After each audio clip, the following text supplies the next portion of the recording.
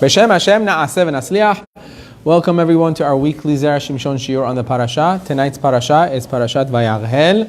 We're going to be doing the Zera Shimshon Ot Gimel, the third ma'amar of the Zera Shimshon. V'ezrat Hashem, this shiur is dedicated for the refuah shalem of kol chole am Yisrael, especially those that are injured in Israel this week. May Hashem give them refuat hanefesh or refuat haguf. It's also le'ilui nishmat Zera Shimshon, Harav Shimshon Chaim ben Nachman Michael. May his zichut be a melitz yosher for all of Am Yisrael. Amen. Keni ratzon. So, the parasha this week, Parashat Vayakhel, talks about a few things. One of the mitzvot that we hear about in this week's parasha is the mitzvah of keeping Shabbos, Shabbat. I don't think that we truly understand the value of Shabbat all in all and the importance of Shabbat. I think if you would take the entire Torah and you would try to analyze as to what mitzvah is the greatest mitzvah in the entire Torah, you would probably find yourself coming back to Shabbat. The most important mitzvah of the Torah is Shabbat. It is mentioned numerous times in the Torah about keeping Shabbat in numerous ways. The absolute only thing that overrides Shabbat is human life, saving a life. As I mentioned this past Shabbat, HaKadosh Baruch Hu says, build a Mishkan for me, and right after he says, build me a Mishkan, says, and you shall not work on Shabbat. Keep the Shabbat. Why are these two connected? Because Hashem was telling Bnei Israel, even when it comes to you building my home, once it's Shabbat, stop. Not even my sanctuary is important enough compared to Shabbat. Shabbat, you need to stop. It is basically what makes the Jewish world go around. And unfortunately, and I'll say unfortunately again, because many Jews in the world have not tapped in, have not been able to, or don't understand enough to be able to tap into this wonderful gift of Shabbat. Not only in the physical terms is it a gift, but also in the spiritual terms. In the physical terms, I mean, no one can argue, right? We have a day of rest no matter what. It gives us time to be with our families. It gives us time to recharge. It gives us time to be with our own thoughts. It gives us time to recollect ourselves and go forward again. I could not, for the life of me, I could not imagine a life without Shabbat. I cannot. I don't know how people do it.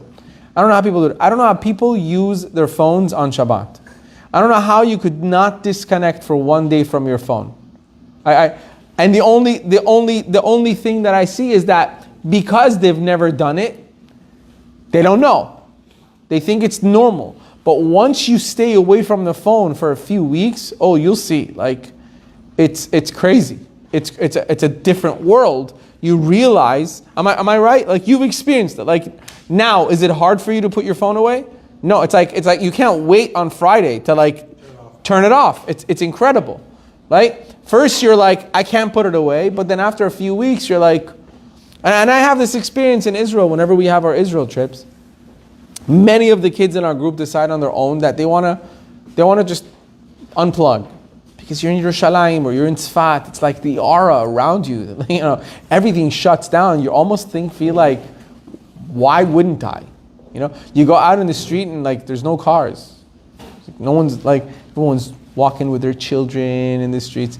So when they unplug, and almost every single one of them tells you afterwards, like, that experience was incredible to be able to just like, with no shame, just put the phone away and not go back. It's an amazing experience. But that's the physical aspect of Shabbat. But there is a huge spiritual aspect of Shabbat, which is a connection between us and HaKadosh Baruch Hu. Hashem, in His wisdom, has said that Shabbat, ot hi beni ubenechem. It is a sign between me and you. Only me and you. Nobody else. As we've said before, Shabbat is only given to Am Yisrael. right? It is not given to any other nation other than Jews. Because it's our connection with HaKadosh Baruch Hu. It's the one thing that we have with Him. However, the Zera Shimshon is going to bring something out today that I thought was very interesting. Obviously. It's funny, by the way, I want to just give a shout out to all those that listen to the Shiurim.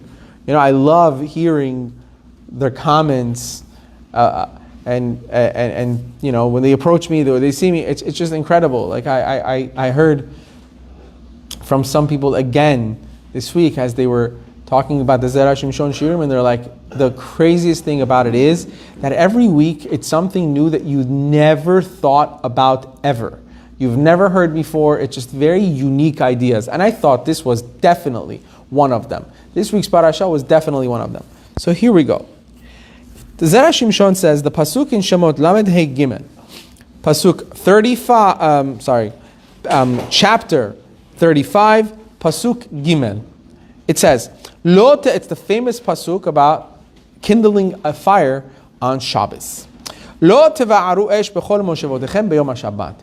You shall not kindle a fire in all of your dwellings on the day of Shabbat. Now we have to understand, the language of this pasuk is a little bit peculiar here.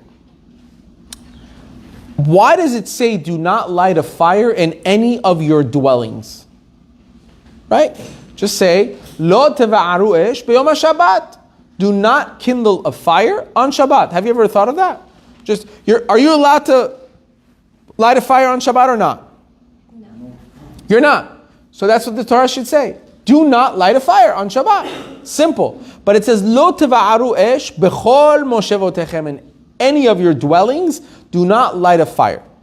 So Chachamim, there are these messages that are learned about Shalom Bayit, for instance, about anger, in your home, which is your moshav. Lo teva'aru esh, don't bring anger in, because that's going to destroy your Shalom Bayit.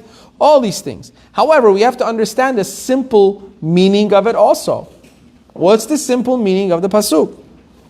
It says, we have to understand, Shepasak HaRambam, the Maimonides, has a psak halacha in the second perek of Halachot Shabbat. V'zeh leshono, and this is how the Rambam puts it. Hamhalech bamidbar, if a person is going in the desert, velo yada madai hu Shabbat, and he does not know when Shabbat is. Lo alenu bar minan, the guy is lost. And he's found himself in the desert. He wakes up, he doesn't know what day it is. I don't know, a shipwreck.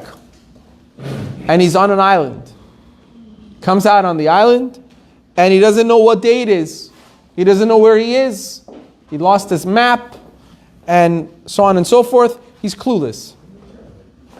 By the way, I told you guys the story about the guy that was found on the island.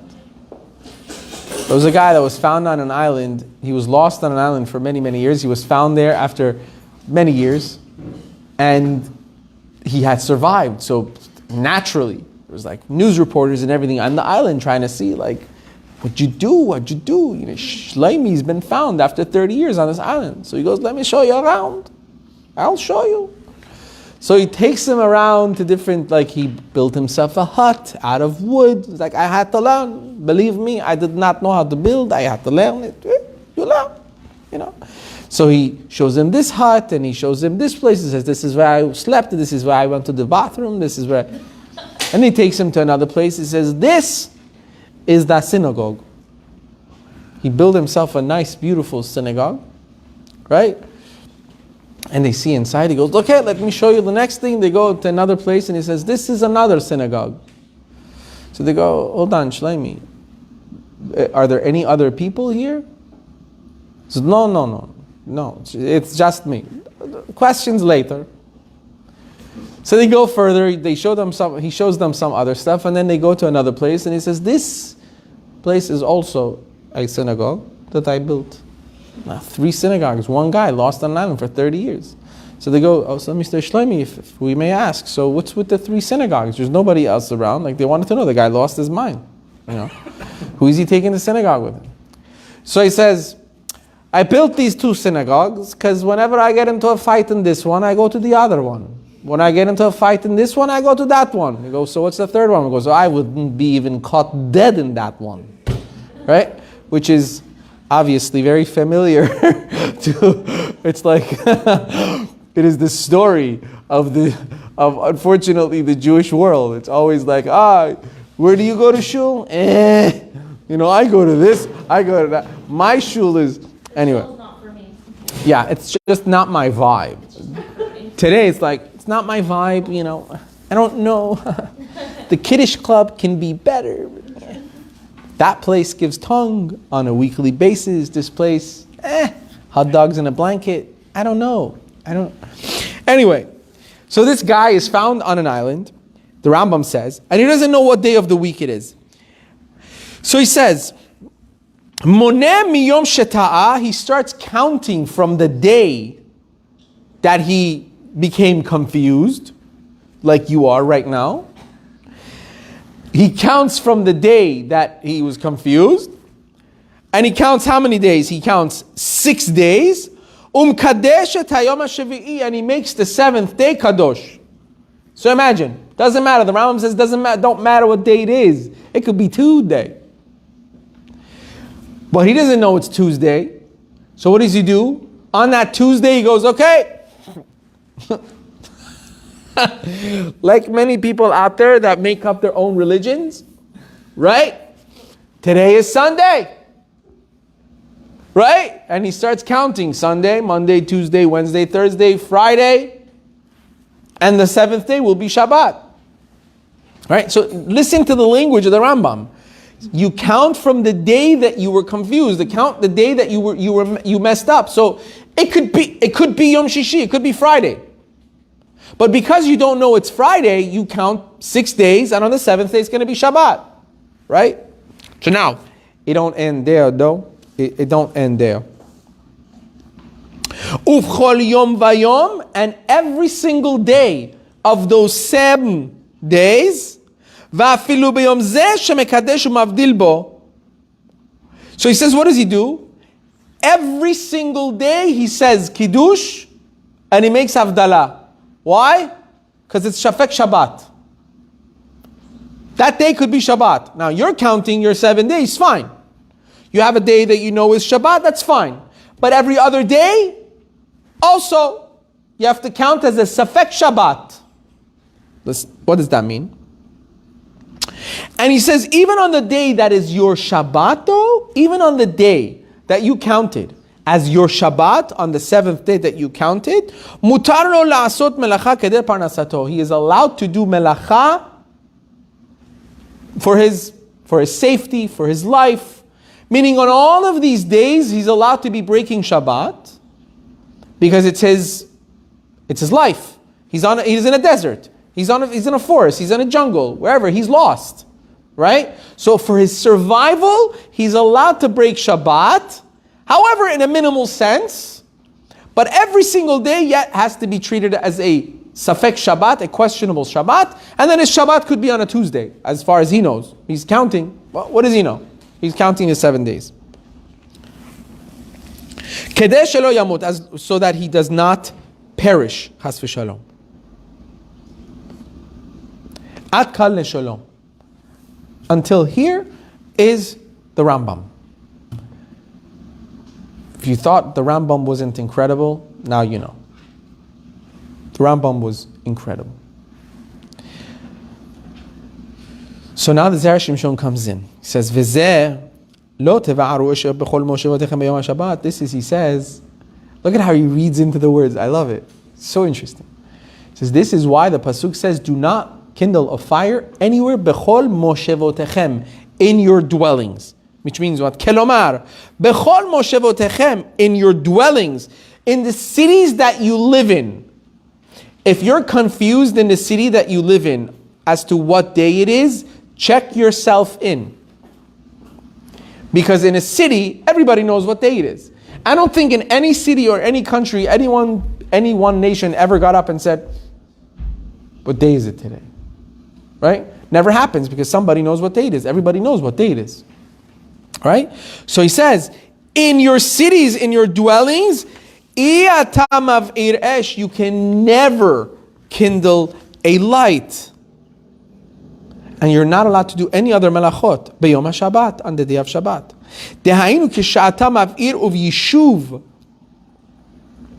Because the isur of hav'ara, the isur of lighting a fire, is only in your dwellings. Meaning, it is only where there is regular life, so to speak. You have a community, you're in your city, you're with your family. Not when you're lost and there's no one around. Nobody knows who you are. There's no one there to know who you are. Right? You're all alone. There is no city. You don't know what day it is. Then your survival will come first. Therefore, because this is pikuach nefesh, aval, im tihya bamidbar, az titztarech la'avir esh af b'Shabbat. When you're in a desert, you're going to need to light a fire, even on Shabbat. It's your survival. It's going to go to freezing degrees at night, and you're going to need to light a fire, right? Kedei la'asot parnasatcha, in order to be able to live. So he says, ve'efshar, therefore, it is possible. Shelazer ramaz hakatuv ba'omro. This is what the pasuk meant in the Torah, where it says, Sheshet yamim ta'avod va'asita kol melachtecha. 6 days work, 6 days work, va'asita kol melachtecha, and do all of your work, creativity.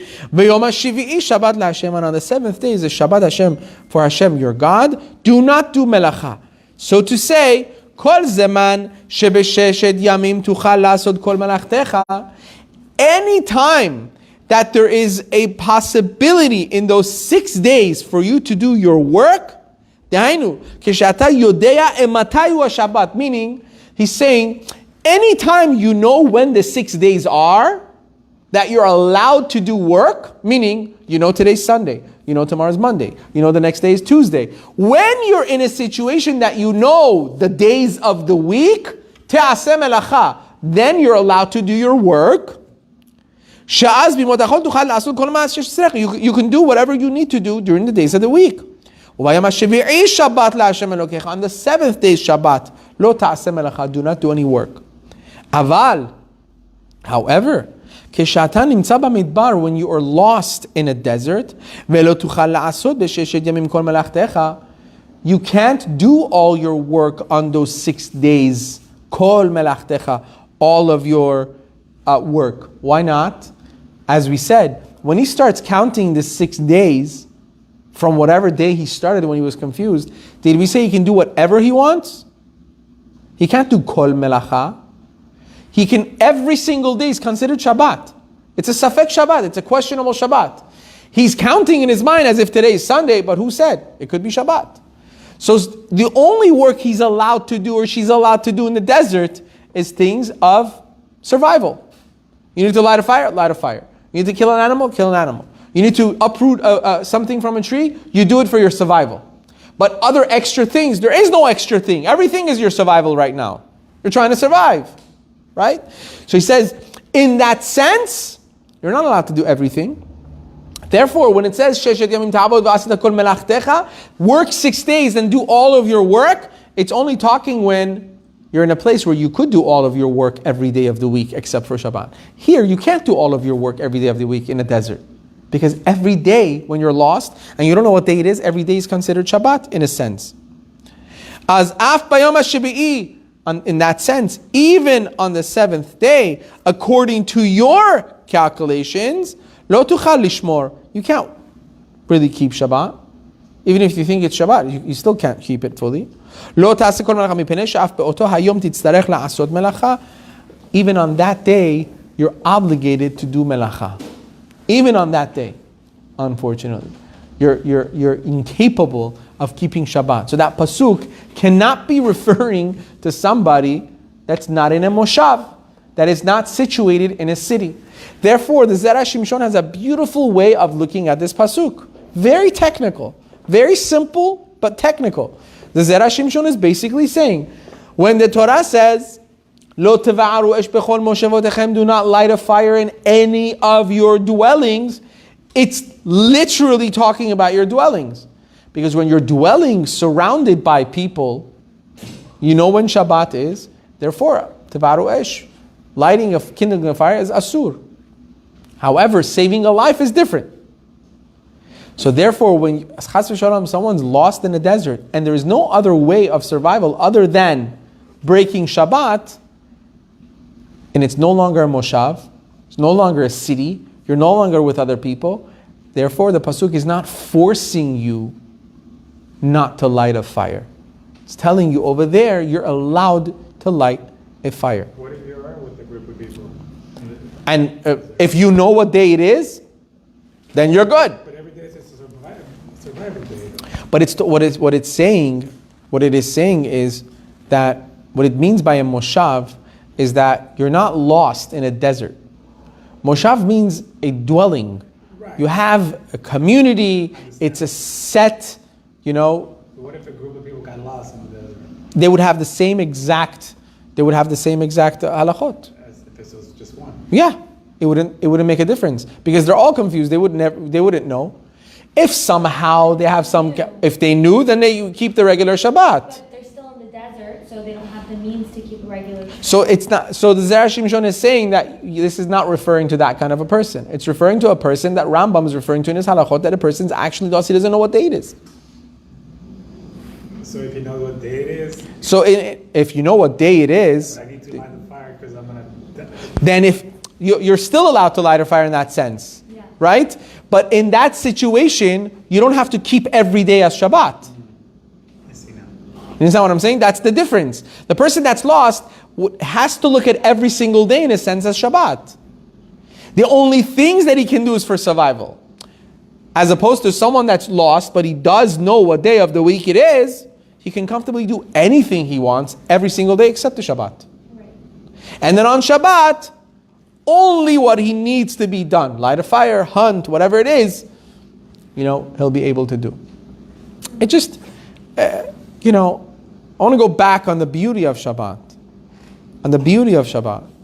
I don't know if you guys were here on Shabbat when I spoke about the cab driver that Rabbi Sparrow, who's a writer, was telling the story about the cab driver. Were you here on Shabbat?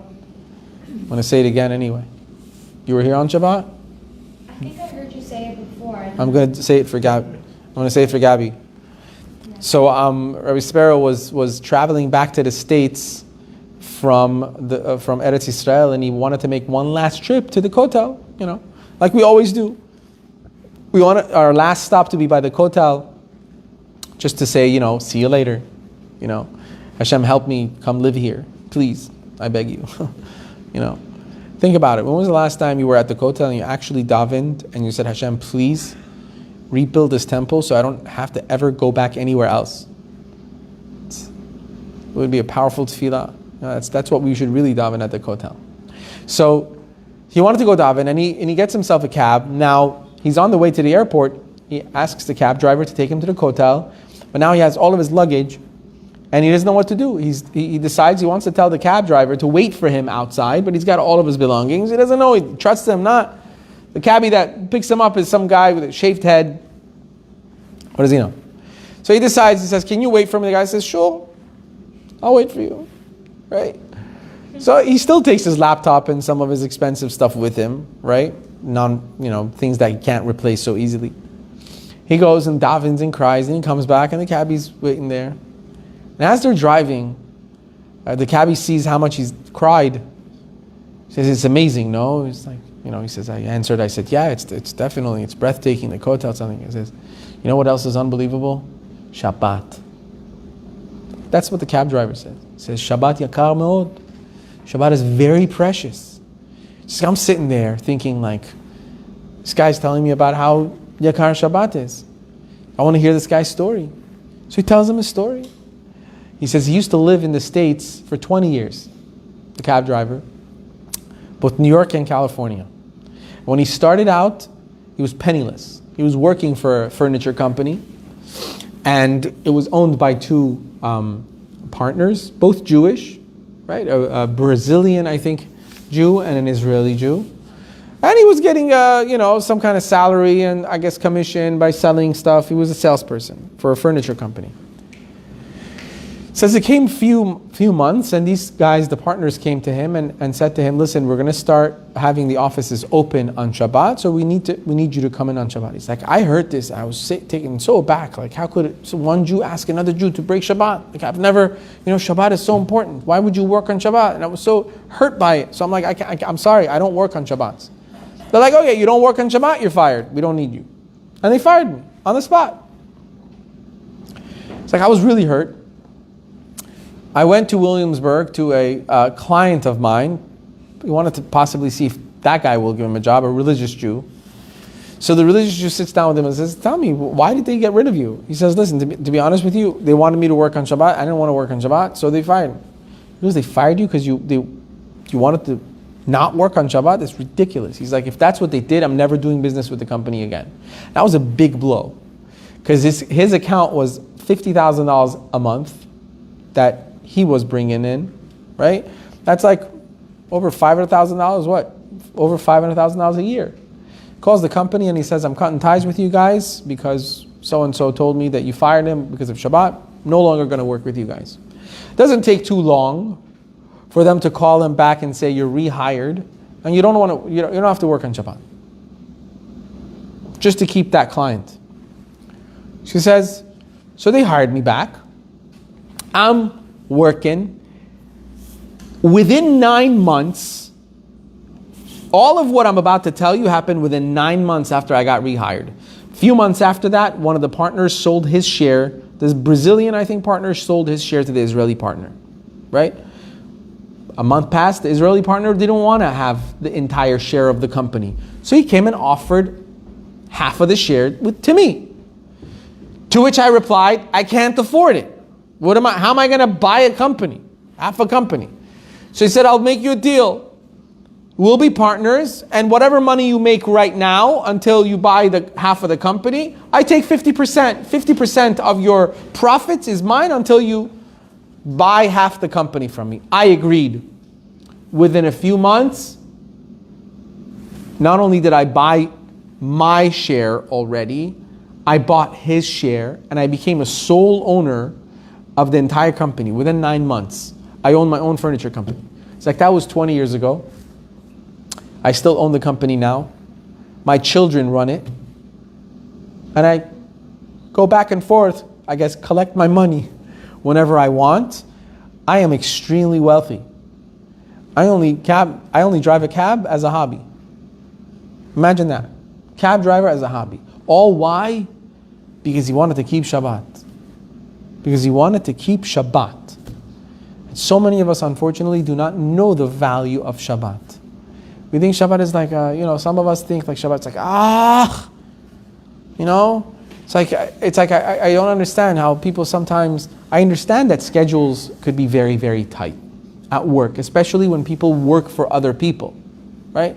But sometimes I don't understand how people that work for themselves, they have their own hours, and they're in their offices or in their businesses till like last seconds. We're like, yeah, I didn't have time to shave, because like I got clients, and I had to make it to shul, right? You would never, ever catch that same guy, unfortunately, at a wedding, unshaved like that, saying, yeah, I had a client, couldn't shave. No, you wouldn't, because they'll manage, right? When it comes to Shabbat, sometimes we don't see the value of it. Shabbat is Ot Hi Beni Uven Bnei Israel. It's the sign between us and HaKadosh Baruch Hu. And further on, the Zera Shimshon goes on to say how if we had the zechut of the first Shabbat that Am Yisrael would have kept together, the sin of the Chet HaEgel, which still has remnants in our exile till today, would have fully been extinguished, would have fully been forgiven, and we would have never suffered the things that we have suffered. Because keeping Shabbat as a nation together overrides all the avarot of Am Yisrael. It says, the Gemara in Shabbat says, a person that keeps Shabbat, even if they do ovdei avodah zara, if they worshipped idols, it's completely forgiven. If we only had that Shabbat, we wouldn't be in the situation we are today. And as Gemara Shabbat says, if we keep 2 Shabbats, Mashiach would come. You're saying as a nation. As a nation. If we all keep 2 Shabbats, Mashiach would come. And we can't say like, okay, Allah, what's going to happen if I don't keep this Shabbat? I'm sure there's somebody else that's not keeping Shabbat also. So like, but you don't know that. So if a person doesn't keep Shabbat, that person has to point to themselves and say, Bishvili, because of me, Moshiach didn't come this week. I'm sorry, it's a little bit direct, but if a person doesn't keep Shabbat, it's that person to blame. Every person is responsible. You know, so it's like that mashal they give, that a city wanted to, the king was going to visit the city, and they wanted to honor him, so they bring a huge keg out in the middle of the city, and they said, everyone chip in wine, we'll pour wine, and so when the king comes, we'll have wine for everyone. Everyone puts a little bit, by the time the king comes, it'll be a huge keg of wine. So, there was a like a Baal Chanut, like a store owner, regular store owner. He says, listen, I don't got like that much, you know, like what does it mean if I bring wine? You know, everybody's got wine like me. No, so he brings water, puts water in the keg. And he says, it won't believe me, no one's gonna taste the water, no one's even gonna know, because there's gonna be so much wine in there, no one's gonna notice the difference, right? No one's gonna be like, oh, one person didn't bring wine. Comes the king, they open the keg, clear water comes out. Oh, what happened? Turns out everybody in the city thought the same thing. No one's going to notice. I'll put water, Allah he'll put. Asqar will put wine. Turns out Asqar didn't put wine. He also put water. You know, Jamshid was thinking David's going to put wine. But you know what? David also put water. So between Asqar, Jamshid, and David, it was a keg full of water, right? And that's the same thing when it comes to everyday mitzvot that we have to do together. Don't think, if I don't do it, someone else will. Someone else won't. Like that big tzaddik, I don't remember one of the chachamim, it was on the day of Purim. They find him on Purim, when everyone's dancing and drinking, he's learning Torah. They come to him and they say, Kvod Harav, why don't you? He says, I felt like if everybody's dancing, who's learning Torah? Who's keeping the world running? I was so terrified, I had to sit down and learn. That's keeping the world going. That's the person that keeps the world going, to feel the responsibility of, there has to be people keeping Shabbat, there has to be people learning Torah, and if we just knew the value, we ourselves would be just that much more valuable in our own eyes and in HaKadosh Baruch Hu's eyes. Baruch Adonai Le'olam, amen, amen.